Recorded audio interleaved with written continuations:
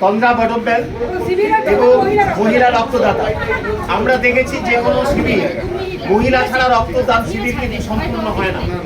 আজকে সেই তন্দ্রা জীবনের প্রথমবার রক্তদান, এবং আজকে আরেকজন কিন্তু প্ল্যান করেছে, হয়নি, কিন্তু এটার জন্য আমি বিট্টুকে ক্রেডিট দেবো যে বিট্টুর বিয়েতে ও এটাকে স্মরণীয় দিন করে রাখার জন্য আজকে সে রক্তদান করছে।